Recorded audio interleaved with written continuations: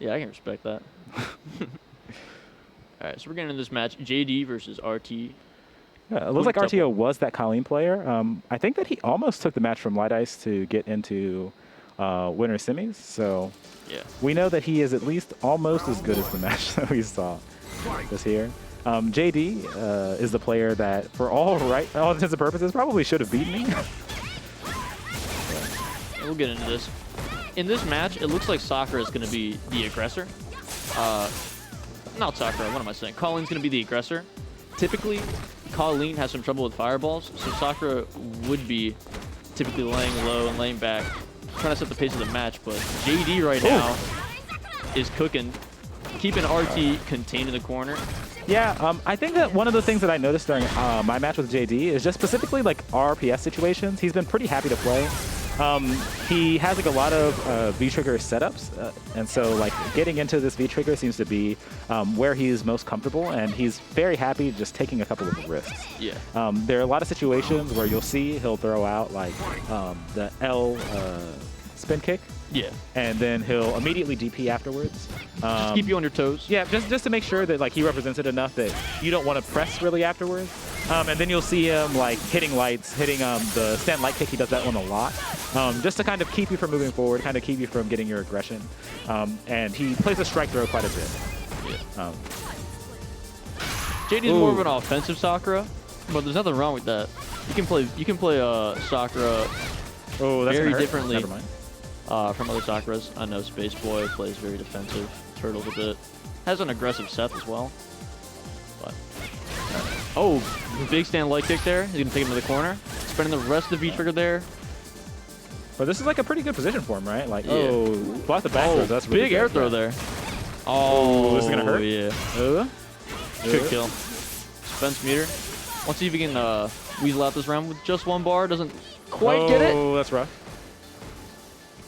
He's got a part in his back now. Be careful. Yeah, I think that in that situation, probably spinning the super was the smarter idea.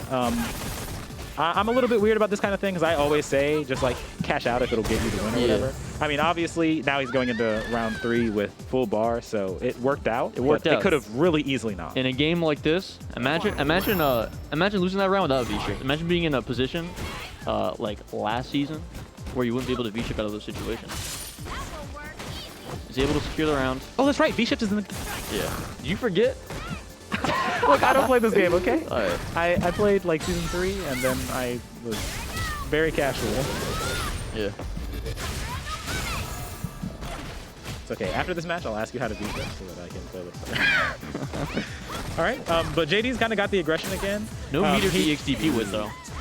I mean, that's true. He did spend all his meter to get the super there, but that's kind of where his health loop came from. I don't think that's necessarily like a bad decision. Like, he has his meter now.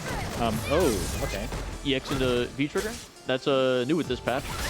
Yeah. Maybe not with the patch, but with the balance patch, the big balance patch. They gave that to Sakura this season. Ooh.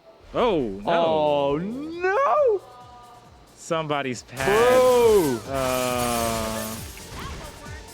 I mean, it was kind of fortunate that it was in the middle of a combo, but it looks like they're just gonna let it rock. Yeah, we're homies here. Yeah. Here at Xanadu, we don't do that here. I would. We play fair. Yeah. I would have been like, this is around, baby. Ooh, light kick. Despite that's really upsetting. I feel like JD had one more defensive guess before. He was in, so it was like one of those situations where it would have been a lot different if he had gotten all the way through the Kolin combo. Yeah. But I mean, it's this almost one like playing online in CFN.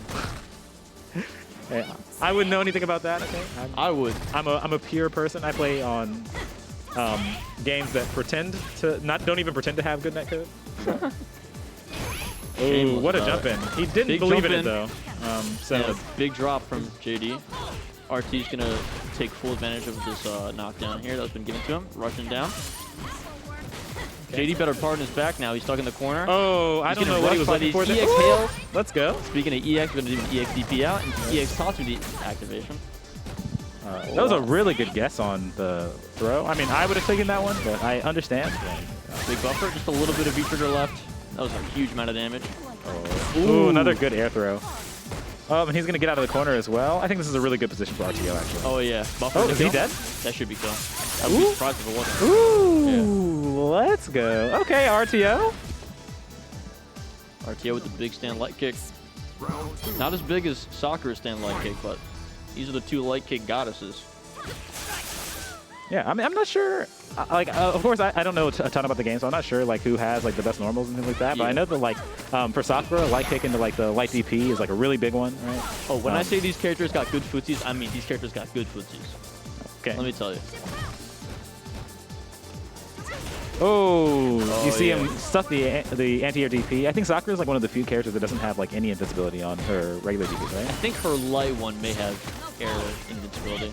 They really changed up. Oh, this is gonna hurt. In this version of Street Fighter, they really changed up the usage. Oh of no, that's a rough drop, but he was able to get out of the corner and get the kill. So it's gonna be 2-0. We're gonna be moving on to game 3. I think this is also best of 5. Yes. Yeah, so JD has one shot to figure out how he's going to fight against this Kolin, or he's going to be figuring it out in the spectator suit. All right. Looks like he's kind of slowed down a little bit. Looks like JD, like now that his life is in danger, doesn't really want to risk quite as much. Oh, okay. I say that, but there comes the sweep. Sometimes playing unpredictable can get you some good ones. Almost having a DP there, dashing after the fireball. Yeah, but I feel like you probably wouldn't be comfortable in this situation, even if you like randomed your way out of one game, right? Because that's not something that you can do and make it through the rest of the set, right? Maybe if it was like game 5 and he was like, okay, I'm gonna be throwing out some sweeps in neutral to get him. Like, oh, that would be one thing, but oh, good block there for JD though. RTO's gonna take advantage of the V trigger. I didn't know that had fireball invincibility. So. Oh, he went in really fast, but JD if made a good that jab guess. did not counter hit, he would have gotten the throw.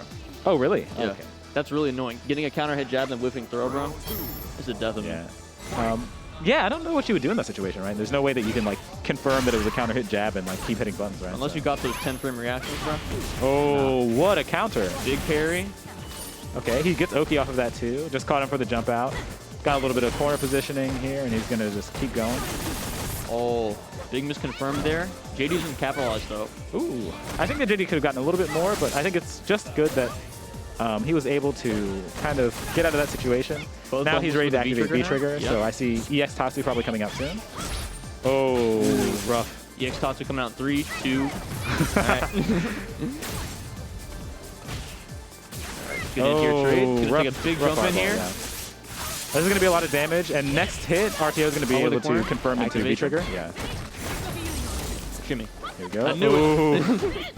I knew it. Oh, here it DP comes. bait. Here's a dead Black Owl. There we go. All right, so we're going to the final round. Yeah. JD's had some good moments. I feel like he could put some of the stuff together from the last couple of rounds and be able to take this one. Yeah, I think that like the biggest thing is he just kind of needs to clean up his play a little bit. Like I think there are a lot of situations like that where he gets really antsy and neutral. It's like you have all your health. You really don't need to. Sometimes you just want to hit, and you just gotta lay back and lay low for a little bit. Yeah. I will say that like in my set against JD, that's kind of also how it happened. I was losing because he was getting a lot of those things where he would hit minus frames and I would go to punish and he would just DP or whatever. But then like as the set kind of continued, I just kind of let him do a lot of what he wanted and he killed himself. Parry. Yeah, this isn't looking too good for JD. Oh, is this going to be the kill? RTO's going to take this one. All right, so that's going to be a 3-0. RTO is going to head into loser semis. Yeah. A good game. Yep. RTO's new here too. It's his first time here. Really? If you didn't know, yeah. Oh, I had no idea. All right, so he's going to be going up against the winner of Light Ice and Rel. Nice. So it's you and I up in winners. Yeah, it's you and I in winners.